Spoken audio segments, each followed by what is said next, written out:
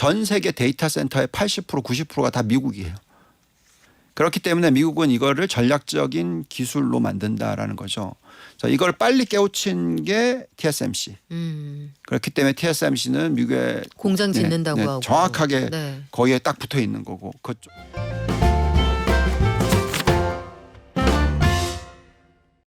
간밤 뉴욕 증시는 좀 조정받았습니다.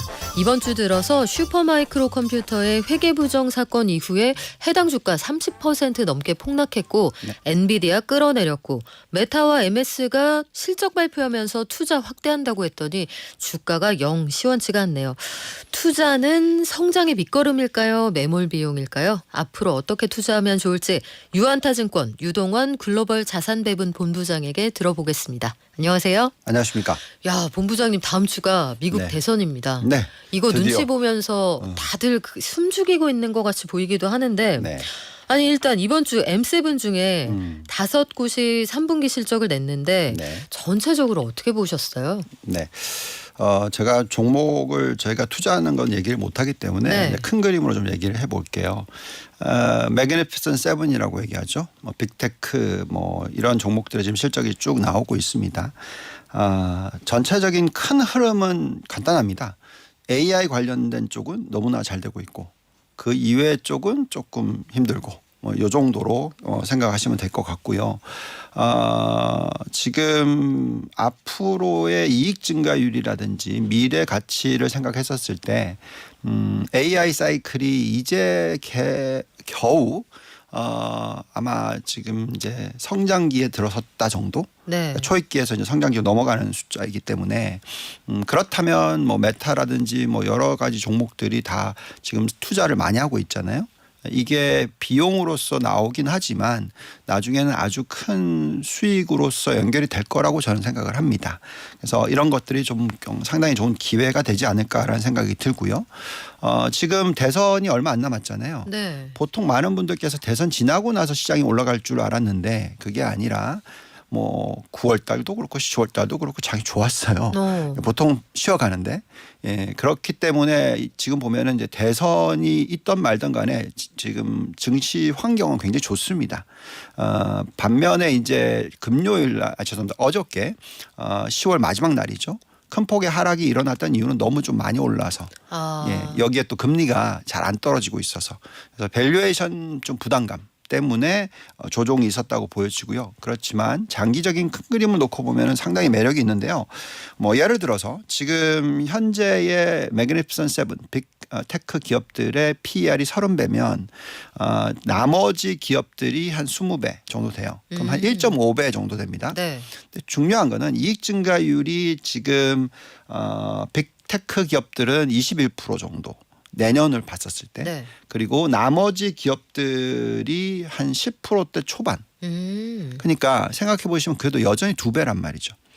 그래서 PER의 차이가 1.5배고 이익 증가율의 차이는 2배다. 그러면 여전히 큰 종목들의 매력도가 상존한다고 생각이 들고요. 더 중요한 거는 지금 비용을 많이 쓰고 있어서 마진이 줄어든다고 생각하지만 실질적인 영업 마진은요. 지금 매그니피센트 세븐이 25%고요. 나머지 기업들은 겨우 12%입니다. 돈 잘 버는구나 여전히. 네. 그래서 그만큼 돈을 많이 벌기 때문에 그걸 또 많이 투자를 하는 거고 또 많이 투자를 해서 나중에 미래 가치를 또 키우는 거고 그러면 우리가 어디에 투자해야 되는지 답이 나오지 않습니까?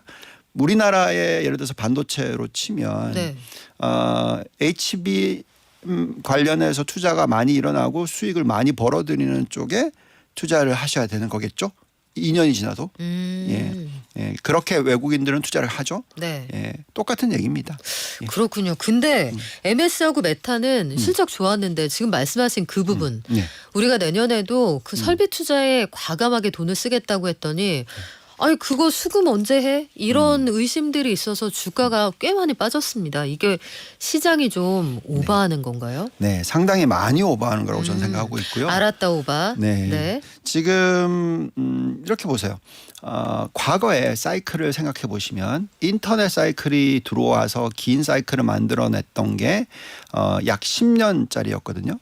그리고 나서 이제 인터넷을 이용해서 소프트웨어를 이용하고 인터넷 온 띵이라고 하는 거에서 매출이 일어나는데 또 걸린 시간이 또 12년입니다. 그러니까 두 개를 다 더했을 때 20몇 년짜리였어요. 네. 근데 지금 이제 AI는 정말 길게 정말 옛날에 딱 만들어졌을 때만으로도 계산하더라도 겨우 5년밖에 안 된 거고요. 실질적으로 이익으로서 연결되고 있는 부분으로 계산하기에는 1년 반밖에 안 된 겁니다. 그래서 앞으로 상당히 이쪽에 대한 어떤 실적이 많이 만들어질 거라고 저는 생각을 해요. AI 사이클이라는 것은 우선 지금은 당장은 비용 절감에서 나오는 거지만 나중에는 매출 증가, 신규 수요 창출 이런 것과 다 연결이 될 겁니다. 네. 그게 왜 그렇게 되냐면 미국이 전 세계의 소비 시장의 절반을 갖고 있기 때문에 그래요. 예. 그래서 이 기업들이 그 소비를 만들어낼 거라는 거고요. 그렇다면 지금은 조정을 받을 수 있으나 뭐 메타 보시면 항상 그랬잖아요. 주가가 처음에 엄청나게 많이 빠지고 나서 메타버스에서 잘 못한다 그러면서 또 빠지고 그렇지만 계속 올라가고 또 빠지고 올라가고 하면서 계속 지금 지난 1년만 놓고 보면 수익률이 굉장히 좋단 말이죠. 그러니까 그런 모습일 것 같습니다. 대부분의 이런 대형 기술주들은 마이크로소프트도 그렇고 메타도 그렇고 AI의 선두주자가 맞죠. 여기에 대한 투자를 가장 많이 하고 있죠. 네. 예, 그렇기 때문에 앞으로도 수익 창출을 가장 많이 할 수 있을 거다. 물론 단기적으로는 뭐 반독점법 뭐 이런 것들 때문에 좀 걱정스럽다라고 얘기할 수는 있겠지만 아직 여전히 사이클에 있어서 뭐 어쨌든 초입기는 지났지만 이제 성장기다. 그러면 이런 기업들은 당연히 장기적으로 보셔야 된다라고 말씀을 드리겠습니다. 그러면 과소 투자가 과잉 투자보다 더 위험하다는 발언은 여전히 유효하군요. 그렇죠. 근데 테슬라를 보면 네. 이 참 애증의 주식이에요. 테슬라로 돈을 벌었어 하는 국내 투자자들이 꽤 많으신데 네. 벌었다가 잃었어 이런 분들도 꽤 많거든요. 네. 하지만 여전히 국내에서 뭐 절대적인 사랑을 받고 있는 주식인데 네. 3분기 실적 발표 이후에 테슬라의 주가 흐름 이런 거 보면 또 고민이 됩니다. 네. 본부장님 보시기에 향후 전망이 어떤가요? 네, 또 마찬가지로 개별 종목을 투자하는 종목에 대해서 얘기하기 좀 그래서 큰 그림으로 또 얘기해 볼게요. 자, 내연기관과 전기차, 뭐 당연히 전기차겠죠. 네. 예. 그리고 자율주행과 직접주행, 당연히 자율주행. 밸런스 게임인가요? 예, 당연히 자율주행이겠죠. 그렇죠. 그냥 얼마나 걸리느냐의 차이입니다. 좀 그게 천천히 되면 당연히 테슬라 주가는 마이너스 영향을 받을 거고 빨리 가속화되면은 탄력을 받을 거고 예, 딱 그렇게 보시면 됩니다. 그리고 끝은 네. 당연히 전기차와 자율주행이니까 누가 제일 잘합니까? 네. 그래서 테슬라가 잘 하고는 있는데 근데 그거 있잖아요. 네. 중국이 물량으로 치고 나오고 네. 국가에서 거의 기간 산업처럼 밀어준다. 네. 그리고 우한 같은 데 가보면 네. 이미 자율주행 택시 돌아다니고 우리도 좀 하고 있어 이렇게 자랑을 하잖아요. 네. 뭐 물량에서는 뭐 테슬라가 따라갈 수가 없는 상황인 거고. 그러면 네. 이렇게 바꿔서 질문해 볼게요. 중국 자동차가 들어와서 자율주행이 있다고 해서 쓰실 건가요? 테슬라하고 둘 중에 고르라고 하면 네.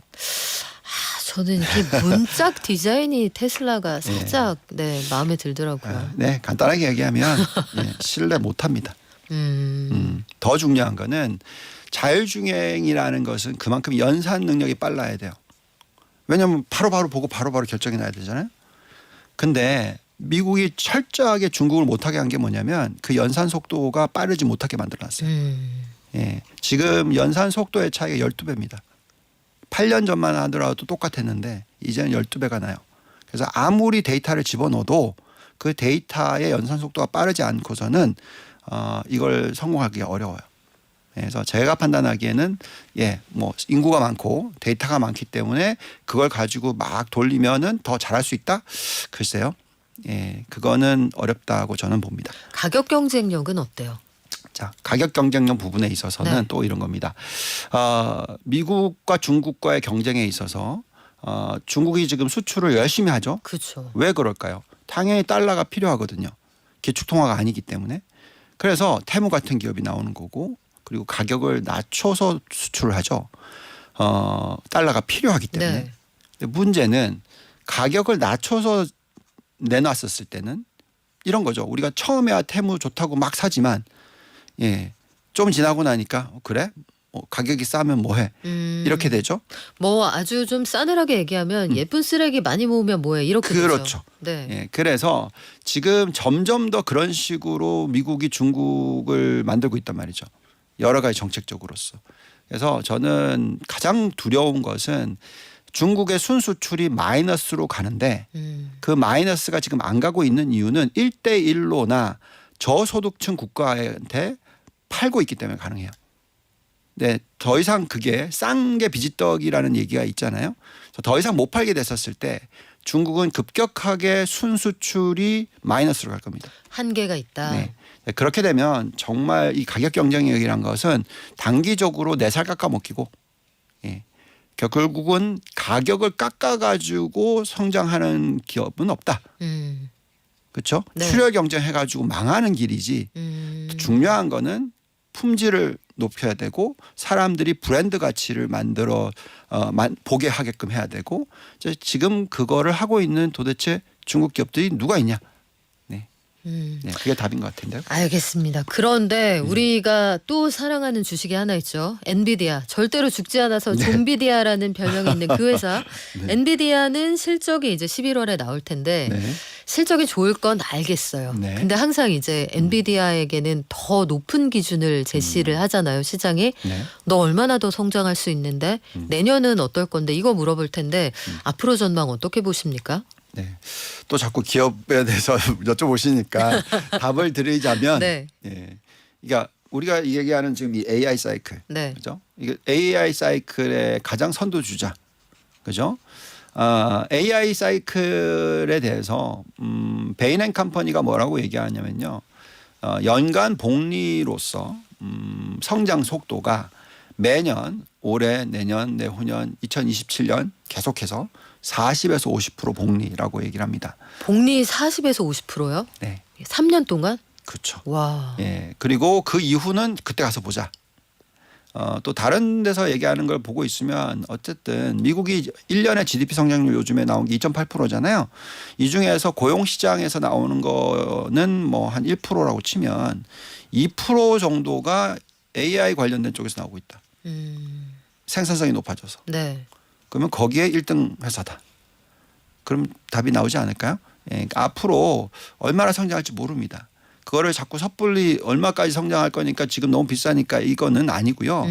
닷감 버블이 들어왔었을 때도 다 오르고 나서 그리고 깨지기 시작했었을 때 여러 가지 시그널들이 있거든요.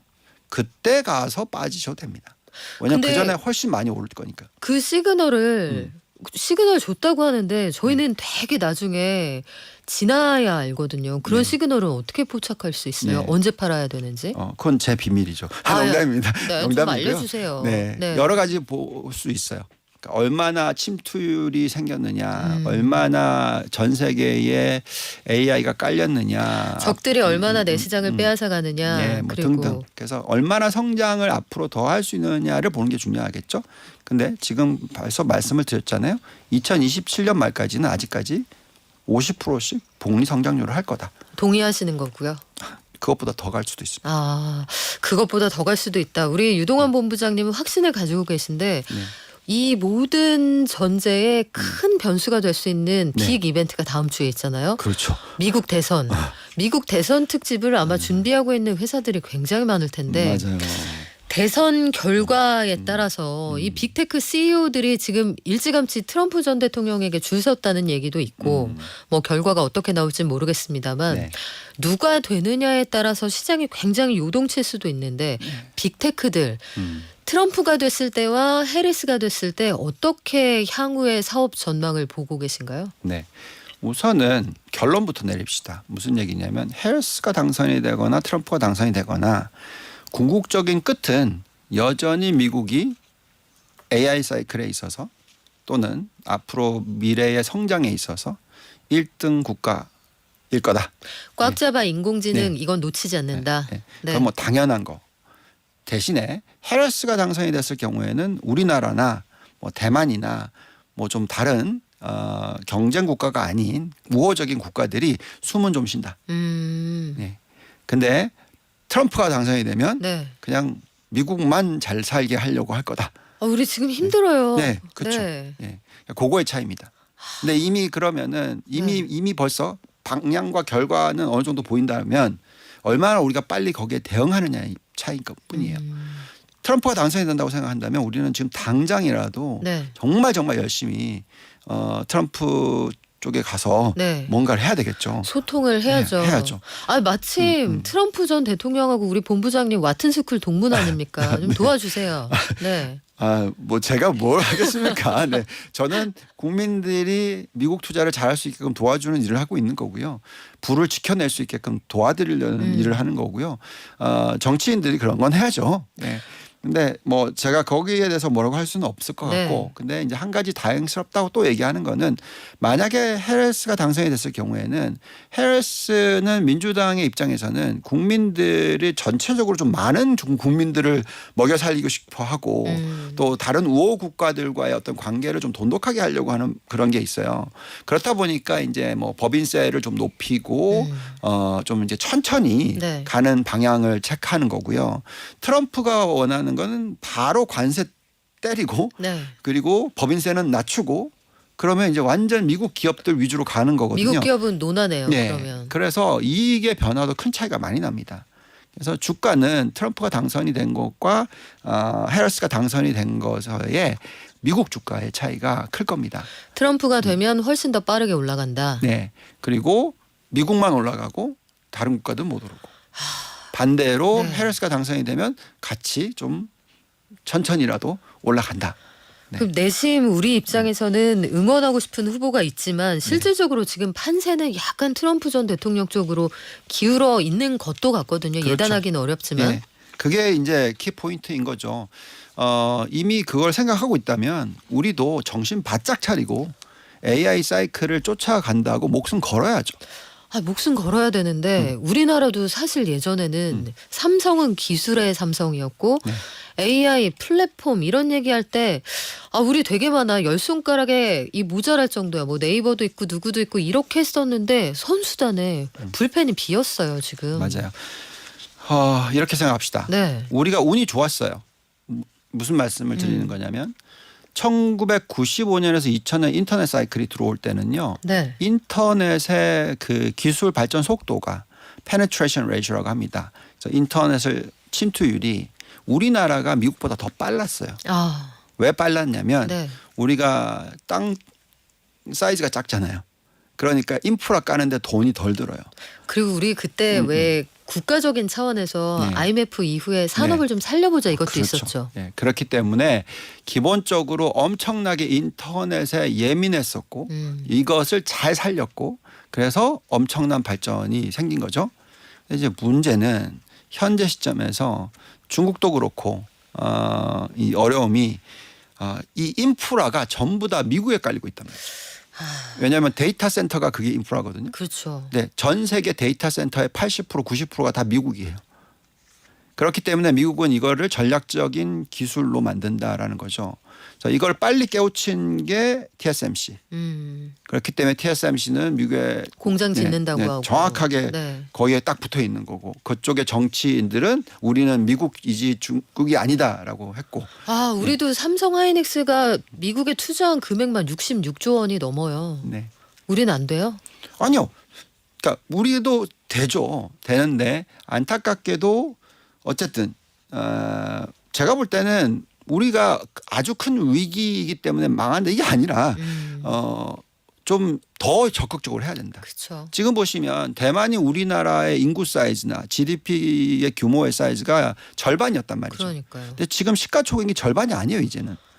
예, 그래서 이게 너무나 빠르게 변하고 있고 TSMC의 지금 시가총액이 삼성전자의 몇 배인지 정말 보고 있으면 좀 속상해요. 네, 그러니까. 네. 그래서 그런 상황이라서 좀 경각심을 가지고 이 미국하고의 관계를 돈독하게 해서 더더욱이 더 해서 네. 이 AI 사이클에서 뭔가를 받아와야 된다 말이죠. 간단하게 이 얘기 한번 해볼게요. 테슬라가 자율주행에 네. 성공했다고 칩시다. 그러면서 전 세계 자동차 수요의 절반이 사라지게끔 만든다고 쳐봐요. 근데 그 절반을 테슬라가 다 가져간다. 와. 그러면 어떻게 되겠어요? 그리고 또 나중에 이 자동차를 사는 게 자율주행이 되느냐 안 되느냐가 가장 중요한 역할이다. 그럼 FSD 거기서 사와야겠네요. 그렇죠. 네. 그러니 결국은 관계를 돈독해야 되는 거죠. 우리 목숨 걸고 해야 될 때 맞는 것 같습니다. 근데 네. 이번 11월에 대선 끝나자마자 미 연준 FOMC 회의가 있어요. 요건 어떻게 될 것 같으세요? 이것도 우리한테 그렇게 우호적이지 않아요. 어. 네, 무슨 얘기냐? 금리를 아주 많이 급격하게 내려줄 것 같아 보이지 않아요. 동결할 가능성도 있나요? 동결할 가능성은 없지만 그래도 아마도 미국의 그 마지막 금리 또는 가장 많이 내려준 금리가 현재 우리나라 금리보다 높을 것 같습니다. 저희의 판단에는 3.5% 정도. 그럼 환율이 너무 걱정인데요. 그렇죠. 예, 그래서 환율이 아마도 절상되는 가능성은 점차적으로 좀 줄어들고 있다. 또 이런 가운데서 우리의 민간 부채가 GDP 대비해서 너무 크다. 예, 미국 대비해서. 네. 예, 그렇기 때문에 우리는 그 환율에 대해서 너무 먼저 생각하고 투자를 하지 마시라고 말씀드리고 싶습니다. 예를 들어서 이런 거죠. 미국 투자를 하고 싶은데 네. 환율이 너무 비싸서 기다렸다가 1,300원 되면 살게요. 이거 안 됩니다. 1,300원 안 와요? 안 올 수도 있고요. 와. 모릅니다. 정답은 없기 때문에. 네. 그래서 보통은 환율은 어떤 경제의 어떤 그 결과값이지 먼저 결정이 되는 게 아니라는 거죠. 뭐 경제 체력을 보여주는 바로미터 같은 거죠. 네, 그래서 환율을 먼저 결정을 하시고 투자를 하시면 틀린 거죠. 그거는 이제 나중에. 네, 그래서 우선은 잘 나가고 잘 투자가 되고 잘 이익을 벌어들이는 기업에 투자를 한다는 거 결정을 내시고 그거를 언제 살 거냐에 따라서 환율을 좀 보시는 거지. 환율을 먼저 정해놓고 네. 예, 그건 아니라는 거죠. 근데 마지막으로 그 질문 하나 드릴게요. 네. 이게 미국채 10년물이 막 금리가 4.3까지 올라가고 그래요. 이게 앞으로 누가 되든 돈 펑펑 쓸 거니까 돈 어디서나 국채 발행해서 당겨오겠지. 이런 전망이 깔려 있는 건데 네. 금리도 빨리 안 내려갈 거고. 네. 요렇게 돼도 괜찮다? 아니면 이거 좀 문제 있는 시그널이다. 어느 쪽이세요? 나중에는 문제가 되죠. 근데 금리가 제가 볼 때는 계속 올라갈 것 같아 보지는 않습니다. 트럼프가 아무리 그 이제 정책적으로 그렇게 한다 하더라도 제가 볼 때는 무작정 막 재정을 막 써서 금리를 막 치솟게 할 수는 없어요. 게다가 또 좋은 플러스가 뭐냐면 효율성이 높아요. 네. 그래서 투자가 된 것에 대한 어떤 리턴, 그러니까 다시 돌려받는 게 좋다 보니까 생산성이 높아지고 있어요. 그래서 금리는 여기서 막 치고 올라가기보다는 4.3%이면 앞으로 한 1년 반쯤 지나고 나면 한 3%대 중반? 근데 그것보다 더 많이 떨어질 것 같아 보진 않아요. 그 정도로 지금 보시고 투자를 하시면 좋겠고요. 3.5%에서 4% 금리도 얼마든지 좋은 종목 투자할 수가 있어요. 그게 아주 높은 금리라고 네. 생각하실 필요가 없습니다. 그래서 미국도 그렇고 한국도 그렇고 금리에 대해서는 그렇게 보시면서 투자하시는 게 맞지 않을까요? 네, 우리 목숨 걸고 인공지능 해야 한다고 합니다. 우리 어떻게 하고 있는지 갑자기 또 걱정이 되네요. 지금까지 유안타증권 유동원 글로벌 자산배분 본부장이었습니다. 고맙습니다. 감사합니다.